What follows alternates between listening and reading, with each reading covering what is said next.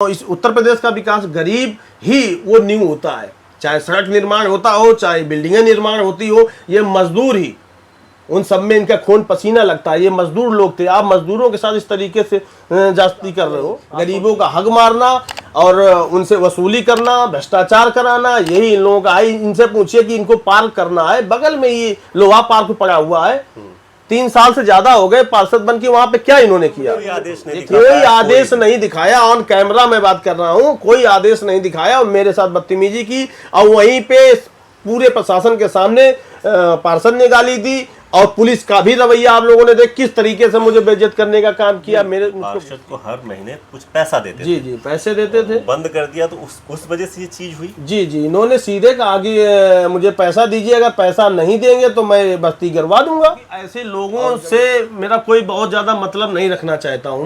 मैं उनको ये जरूर बता देना चाहता हूं कि जो भी आपकी छवि है, इंसानियत की छवि ही सबसे अच्छी छवि होती है। अब मुझे लगता है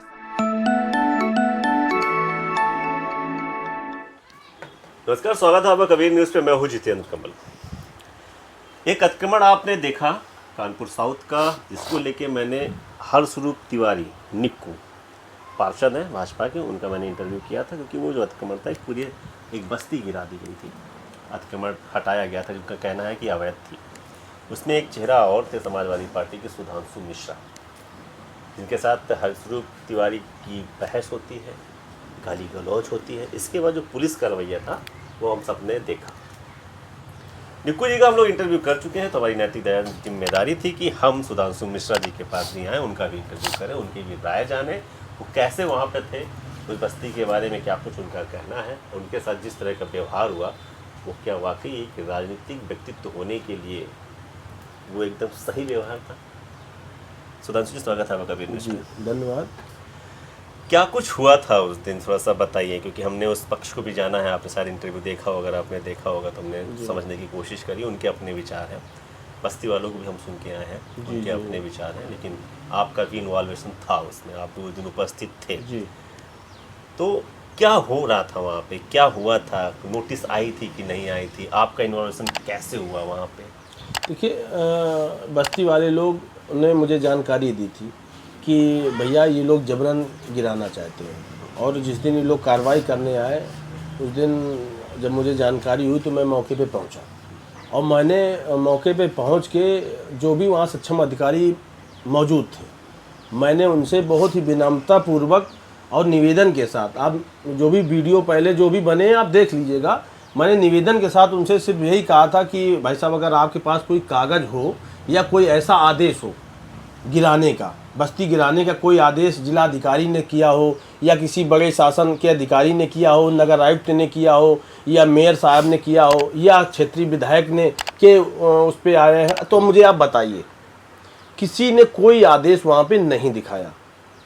इसके लिए मैं बार बार कहता रहा, और अंत में ये हुआ कि शायद मैं जब उनको लगा कि कोई आदेश मेरे पास नहीं है, ना ही मैं दिखा सकता हूं, तो उन्होंने जबरन मुझे जो है खींचातानी करके और मुझे मतलब वहाँ पे गरीबों की आवाज़ को दबाने के लिए मुझे वहाँ से हटाने का काम किया गया। और इसी बीच जो है एक गालीबाज पार्षद, जो कि वहाँ भाजपा का है, किसी के कहने पे, किसी क्या कहने, क्षेत्रीय विधायक के कहने पे ही उसने जो है इस तरीके की घटना की और बदतमीजी करता है, माँ की गाली देता है, माँ की गाली देते हो और कहते हो महिला सम्मान करते हैं। ये कैसा महिला सम्मान है? माँ तो सबकी माँ होती है, चाहे वो किसी भी धर्म की हो। आप माँ की गाली दे रहे हो, आप राजनीति कर रहे हो। राजनीति में ऐसा थोड़ी होता है कि अगर राजनीति में विरोध किया जाता है, मैं भी अपनी बात कहने गया था, मैं वहाँ कोई गुंडागर्दी या लड़ाई करने थोड़ी गया था। अब मैंने अपनी बात रखी थी, अगर आपको गिराने का आदेश हुआ था तो आप मुझे दिखा सकते थे ना वहाँ पे, ना कि आप मेरे साथ बदतमीजी करोगे, आप मुझे माँ की गाली दोगे, इसके बाद मुझे ही गिरफ्तार करोगे। और सोचने वाली बात ये कि एक नहीं, वहाँ पे कितने सारे पुलिस के सक्षम अधिकारी खड़े हुए थे, उनके सामने माँ की गाली दी, जिसकी अभी तक आज तक कोई भी जो है कार्रवाई भी नहीं की गई है। आपने एप्लीकेशन दी? नहीं, मैंने कोई एप्लीकेशन नहीं दी। ये तो स्वतः संज्ञान लेने वाला मामला है कि 1 लाख नहीं करूँ 10 लाख लोगों ने इस चीज़ों को देखा है, तो स्वतः संज्ञान भी पुलिस ले सकती है कि कोई अगर जनप्रतिनिधि इस तरीके से गाली देता, माँ की गाली दे रहा है। मैं मुझे एप्लीकेशन दिखाना, मैं खुद अधिवक्ता हूँ तो मैं लिखा ही दूंगा। ये इन्होंने क्या किया, इनका क्या रोल रहा, मैं भी तो जानना चाहता हूँ।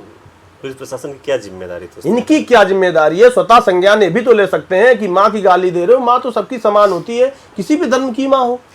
आपका सीधा कहना है कि जो कार्रवाई हो रही थी, आप उस समय गए, गरीबों के घर गिराए जा रहे थे जी। कहीं ना कहीं एक शब्द निकल के वहाँ पे आता है कि आप सरकारी काम में अवरोध डाले थे, शायद वहाँ बैठ गए थे या कुछ भड़काने का कार्य कर रहे थे, इस तरह के आरोप आपके ऊपर लग रहा है। क्या आपने क्या इनिशियली वहाँ पे जो जैसे आप पहुँचे तो आपने क्या किया वहाँ पे? अगर प्रशासन को ये लगता है कि गरीबों का घर गिराना, अगर अपनी हक की बात कहना, उनको लगता है कि हम उनका विरोध कर रहे हैं या उनके कार्य में अवरोध कर रहे हैं, तो ये तो गलत है। संविधान है, संविधान किसके लिए बनाया गया, ये कानून किसके लिए बनाया गया? अपनी बात रखने के लिए बनाया गया है। अगर मैं अपनी बात वहाँ पे गरीबों के हक की बात रख रहा हूँ, वो जो महिलाओं को बेघर कर रहे हो, उन बच्चों को बेघर कर रहे हो, वो जो बुजुर्ग हैं जो 70-80 साल के हैं, जो कितने जो उसमें बीमार लोग हैं, आज वो पानी में सब भीग रहे हैं। आप सोचिए क्या सरकार की स्थिति है और उनकी सोच क्या है। मतलब सबका साथ सबका विकास की बात करते हो और इस तरीके से जो है आप जो है सबको बेघर कर रहे हो। अरे भाई इतनी क्या जल्दी थी? अगर आपको लग रहा है तो आप उसकी जांच तो कराते, वहाँ पे सब कुछ समझते, देखते, कुछ नहीं, सीधे आते हो, गिराते हो। और यही पूरा चल रहा है, पूरी विधानसभा में चल रहा है, अब मतलब पूरे कानपुर और उत्तर प्रदेश में चल रहा है। आप समझिए ये बात करते थे सर्व समाज को बढ़ाने की, लेकिन जो नीति है भाजपा की इस समय ऐसी है कि वो सिर्फ गरीबी नहीं खत्म करना चाहते, वो गरीब को ही खत्म कर देना चाहते हैं एक तरीके से। बिल्कुल ये आप समझिए इनकी ये सोच है। तो ऐसे थोड़ी हो सकता है इस देश का विकास और इस उत्तर प्रदेश का विकास। गरीब ही वो नींव होता है, चाहे सड़क निर्माण होता हो, चाहे बिल्डिंगें निर्माण होती हो, ये मजदूर ही, उन सब में इनका खून पसीना लगता है। ये मजदूर लोग थे, आप मजदूरों के साथ इस तरीके से जास्ती कर रहे हो। आप सोचिए किस तरीके की आप सरकार है ये। गाली गलौज की बात जब हो रही है, और गाली गलौज के टाइम पे जब हमने निक्कू जी से पूछा जी आपने क्यों गाली दी, जी, उन्होंने कहा कि आपने कुछ पुलिसकर्मी, महिला पुलिसकर्मियों के साथ अभद्रता की थी, उनके लिए कुछ अपशब्दों का प्रयोग किया था। कितनी सच्चाई है इस बात? अब ये तो झूठा पार्षद है, झूठा है। बीजेपी की नीति ही झूठे से स्टार्ट होती है। झूठे लोग हैं, राम का चंदा खा गए झूठ बोल करके। मंदिर के नाम पे जहां पे भी लोग फंसते हैं, मंदिर की बात करते हैं और हिंदू और मुस्लिम की बात करते हैं, जबकि बात विकास की होनी चाहिए। बात होनी चाहिए कि गरीबों के हक की होनी चाहिए। इन्होंने जिस तरीके से आपने बताया कि ये कह रहे हैं कि मैंने महिलाओं, तो मुझे बताएं कहाँ मैंने महिलाओं से बदतमीजी? आप जरूर खुलेआम कैमरे के सामने माँ बहन की गालियां दे रहे हो। क्या प्रशासन देख नहीं रहा है? क्या सरकार देख नहीं रही है? तो इस पे क्या कार्रवाई की? मैं भी तो इन लोगों से पूछा था। बाकी तो ये लोग आरोप प्रत्यारोप तो करते रहते हैं, क्योंकि इनको झूठ बोलने के अलावा कुछ आता नहीं। गरीबों का हक मारना और उनसे वसूली करना, भ्रष्टाचार कराना, यही इन लोगों का है। इनसे पूछिए कि इनको पार्क करना है, बगल में ये लोहा पार्क पड़ा हुआ है, 3 साल से ज्यादा हो गए पार्षद बन के, वहां पे क्या इन्होंने किया है? देखिए जाकर के आप एक स्टोरी उस पर भी बनाइएगा, देखिए किस तरीके से उसकी स्थितियां हैं और क्या वहां पे इन्होंने विकास कार्य किए हैं। पूरे वार्ड में इन्होंने क्या विकास कार्य किए हैं? इनका विकास कार्य सिर्फ ये है कि लोगों को लगाना और उसमें लग के अपनी जो है नफरत की रोटी को सेकना। ये बीजेपी का चरित्र है और ये चरित्र कहीं ना कहीं जो है इनका संरक्षण जो देते हैं उनका है। तो इस तरीके की सोच वाले लोग मुझे नहीं लगता कि बहुत दिन सरवाइव कर पाएंगे। संरक्षण की आप बात कर रहे हैं, तो पार्षद को किसका संरक्षण है? यहाँ की विधायक का संरक्षण है, सांसद का संरक्षण, किसका संरक्षण आपको लग रहा है कि जिनका मुख्य इन्वॉल्वेशन इस बस्ती को अतिक्रमित करने के लिए हुआ? सीधा विधायक का यहाँ पे संरक्षण इनको प्राप्त है, विधायक के ही, क्योंकि ये विधायक के पास ही इनका उठना बैठना है। और विधायक जो होता है, जनप्रतिनिधि जो होता है, वो सबका होता है। इनकी क्या हैसियत थी? विधायक को आकर के वहां बताना चाहिए था। अरे आपके विधानसभा में गरीबों के साथ ज्यादती हो रही, उनके साथ गलत हो रहा, आप आके बताइए लोगों को। आपको जनप्रतिनिधि बनाया गया, जनप्रतिनिधि बनने के बाद आप सबके जनप्रतिनिधि हैं, सबका साथ सबका विकास लेके चलने वाले। वहां पे कोई सिर्फ एक धर्म के लोग नहीं थे, दोनों धर्म के लोग थे, हिंदू भी थे, मुस्लिम भी थे।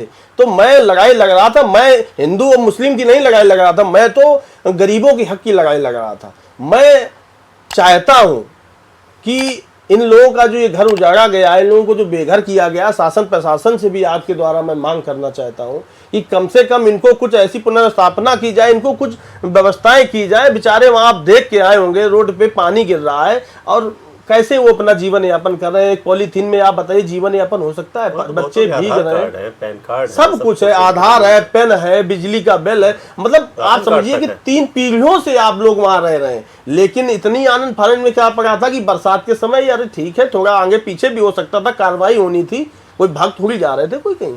आपका दोष इतना है कि आप उनकी आवाज बन के गए। जी, मेरा दोष सिर्फ मेरा दोष सिर्फ इतना है कि मैं गरीबों की हक की बात क्यों कहने चला गया। इस तानाशाही विधायक का, उस तानाशाही गालीबाज पार्षद के खिलाफ मैं वहां क्यों खड़ा हो गया। और उस पे पुलिस का रवैया आप लोगों ने देखा, पार्षद का रवैया देखा, विधायक का रवैया देखा। मतलब कहने का मतलब आप गरीबों की आवाज मत बनिए। गरीबों के साथ अगर हम अत्याचार करें तो करने दीजिए, हम उनके साथ जो भी कर रहे हैं, जो भी है वो करो, आप लोग कुछ मत बोलिए।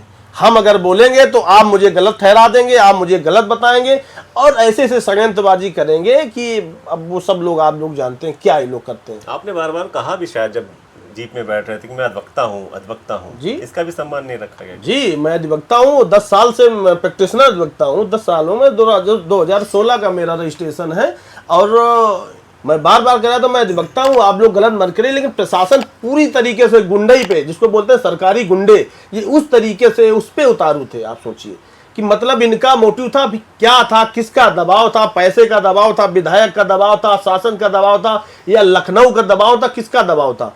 इतना आनंद फानंद में, और कोई भी अगर कोई मतलब आज समझिए संवैधानिक रूप से अगर कोई विरोध कर रहा है और उनकी बातों को रख रहा, मैंने क्या, मेरी यही तो गलती थी। मैंने कहा था भाई आपको कोई आदेश हुआ तो दिखा दीजिए, दिखा देते ना भाई आदेश, क्या दिक्कत है। मुझे कोई आदेश नहीं दिखा, कोई आदेश नहीं दिखाया। ऑन कैमरा मैं बात कर रहा हूँ, कोई आदेश नहीं दिखाया और मेरे साथ बदतमीजी की। और वहीं पे पूरे प्रशासन के सामने पार्षद ने गाली दी और पुलिस का भी रवैया आप लोगों ने देख किस तरीके से मुझे बेइज्जत करने का काम किया। मुझको घसीटते हुए ले गए। मैंने कहा मैं अधिवक्ता हूं तो सम्मान पूर्वक, लेकिन उन्होंने पूरी तरीके से दिखाया कि ये सरकार गूंगी बहरी सरकार है और किसी के दबाव में, संरक्षण में हम लोग काम कर रहे हैं। कागज का मैटर है या कुछ गांधी वाले कागज का मैटर है वहाँ पर? ये बस्ती अभी तक बची इसलिए नहीं, क्या सीन रहा आपकी नज़र में क्या है? मुझे तो यही लगता है कि ये जो गांधी वाला है और सिर्फ एक मानसिकता है इन लोगों की। गरीबी को नहीं, गरीबों को हटाओ, गरीब को हटा दो, इनको बेघर कर दो। जब गरीब दिखेगा नहीं तो फिर बताएंगे सब तो अच्छा, कुछ सब अच्छा है। विकास करना नहीं है। जब विकास की बात आएगी तो वहां पे ये हिंदू मुस्लिम की बात कर देंगे। जब बात आ जाएगी मान सम्मान की तो ये माताओं को और बहनों को गाली भी देंगे और बाद में कहेंगे महिला सम्मान करते हैं। ये बात अगर विकास की करोगे, पूरी विधानसभा में आप एक बार घूम के एक पूरी विधानसभा पे भी आप स्टोरी बनाइए, आप देखिए पूरी विधानसभा में किस तरीके के हालात हैं। हर जगह गड्ढे हैं, हर जगह खुदी पड़ी। आप ज्यादा नहीं, दीप वाले से चले जाइए, आप देख लीजिए, आपको हकीकत पता चल जाएगी इस विधानसभा की स्थिति क्या है। ठीक है, कानूनी पेच क्या फंसे हैं? जैसे वहाँ के लोग भी कह रहे हैं इस बार 2016-17 से कुछ केस चल रहा है और मैंने जहाँ तक देखा सुना उसमें भी लगा कि हाँ इसमें कोई कानूनी पेच है या विचाराधीन बताई जा रही है। तो क्या चीज़ है एग्जैक्ट? आप एडवोकेट हैं, शायद आपसे कुछ डिस्कस हुआ ज़्यादा। देखिए उसमें मुकदमा चल रहा है और कानून को अधिकार है, अगर कोई मुकदमा चलता है तो कानून के हिसाब से चलिए। अगर मुकदमा चल रहा है तो कानून तय करेगा, न्यायपालिका तय करेगी कि ये अधिकार के, या तो फिर कानून ही हटा दीजिए, आप ही सब सर्वे सर्वा बन जाइए, और या फिर कानून पे विश्वास रखिए। और कानून पे तो आपने विश्वास रखा नहीं, आपने जबरन जो है वहाँ ध्वस्तीकरण करने का काम किया, घर गिराने का काम किया। इसके बावजूद वो लोग आज भी वहाँ पे हैं, सब वहीं पे अपना वो लोग हैं, क्योंकि वो सच की लड़ाई लड़ रहे हैं। वो गरीब हैं तो कहाँ जाएंगे? उन्होंने कैसे अपना करके जीवन यापन कर रहे हैं, उनकी 3-3 पीढ़ियां वहां निकल गई हैं, आज तक कुछ नहीं। अचानक से सब जब रुपया देना बंद कर दिया पार्षद को तो ये सब षड्यंत्रबाजी। रुपया देना बंद कर दिया? हाँ, वो पार्षद को पैसे से ये लोग लेते थे हर महीने, इनका जो भी करते थे, हाँ पैसा लेते थे, और उसी की वजह से उन्होंने पार्षद ने लेना।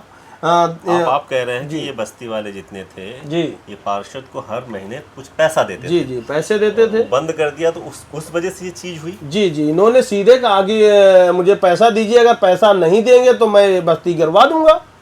और जब उन्होंने पैसा नहीं दे पाया तो बस्ती गिराने, बिल्कुल बड़ा, मैं बिल्कुल मिश्रा निक्कू तिवारी पे बड़ा आरोप लगा रहे हैं कि पैसा नहीं पहुंचा बस्ती वालों की तरफ से।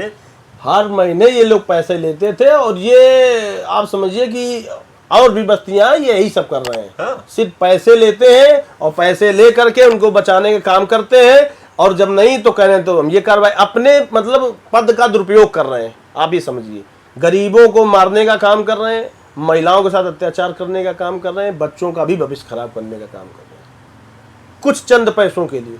आपको क्या लगता है कि निक्कू तिवारी की जो इमेज है मुस्लिम विरोधी है? जैसे आपने एक पार्क का जिक्र किया, उधर हो गया, रामा देवी की तरफ की बात हो जाएगी, एक लव जिहाद का मैटर हो गया, तमाम चीज़ें जो शेयर की मैंने पता किया लोगों से, तो लगा कि हाँ इनकी जो इमेज है वो मुस्लिम विरोधी है। सबका साथ सबका विकास तो नारे हैं, लेकिन इमेज जो है मुस्लिम विरोधी, आप इसको कितना देख रहे हैं?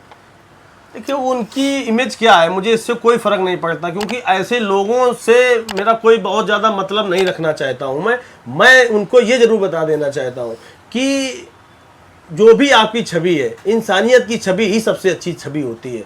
अब मुझे लगता है सबको साथ लेके चलने वाला ही महान होता है, और जो एक पक्ष को लेकर चलता है वो कभी महान नहीं हो सकता है, चाहे आप कुछ भी हो जाओ। लेकिन आप लोगों के लिए, जिन लोगों के साथ आप जास्ती करोगे, गलत करोगे, वो हमेशा आपको बद्दुआएं देंगे, हमेशा बददुआ देंगे। तो शुक्रिया हमसे बात करने के लिए। सुधांशु मिश्रा जी थे, उस दिन के बारे में हमारी चर्चा हुई और काफ़ी अच्छी चर्चा हुई कि सारी चीज़ें लगभग आपने हमें बताया कि इनके साथ क्या क्या हुआ। ये गरीबों की आवाज़ उठाने के लिए गए थे, तो वहाँ पर उनके साथ इतनी तरह से अभद्रता की गई। चर्चा ये भी हुई कि आपने पुलिसकर्मियों को, महिला पुलिसकर्मियों को कुछ कहा था, तो डिनाई कर रहे हैं हालांकि, और बहुत सी जो बातें हैं कि सबका साथ सबका विकास वाली सरकार किस तरीके से गरीब भी नहीं, गरीबों को ख़त्म करने का प्रयास कर रही है। क्या कुछ होगा इस मैटर पे, हम आपसे जुड़ते रहेंगे, रूबरू होते रहेंगे।